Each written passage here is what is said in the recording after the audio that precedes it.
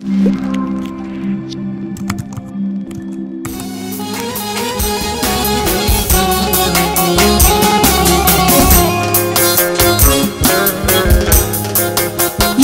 hatirine kimler toxundu?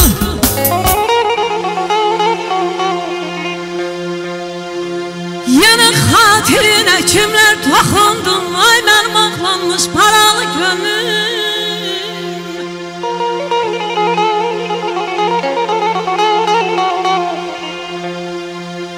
Ezelden nəsibi ahızlar almış. Ay mənim istəmlim yaralı gönlüm.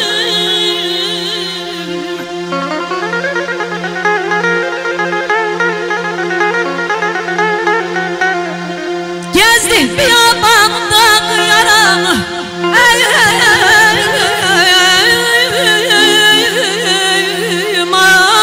Ay balam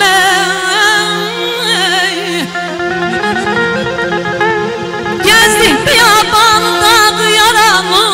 Çox çəkdi çapını qar boranı. Necə gəldi keçdi ömür kərvanı. Necə gəldi keçdi ömür kərvanı. Xəyal gözümdən yaralı könlüm ayamanı.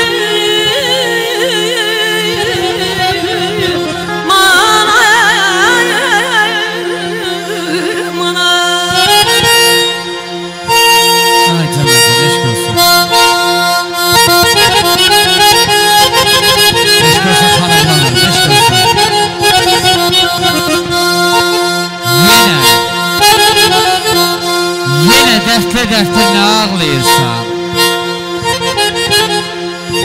A mənim sevdalı yaralı köllüm. Gömlər dəryasında nə çağlayırsan? A mənim talanmış bəlalı köllüm. Gizli yanıb kül olmağım var. Məhəbbət yolunda qul olmağım var. Közərə alışmağım var. İğnəli sözlərdən yaralı köllüm. Eşq olsun xanıqlar mənim, eşq olsun, parmaqlarınız var olsun.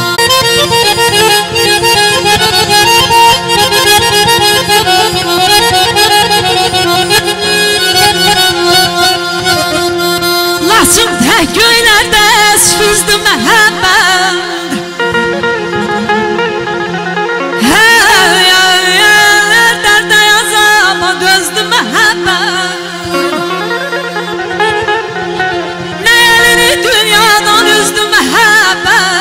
Qalxdı sevdiğim maralı gönlüm.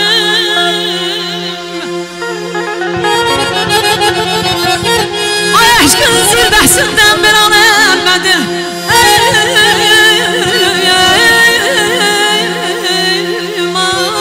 Ay bağlam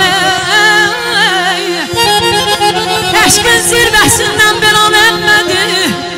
Neçə neşdən aldım bir an sönmədi. İstedim sen dönmedin. Ben dönmek istedim sen dönmedin. Küskünü yüzünden aralı geldim aman ayım. Amaydan yer kurban olup aşık heyran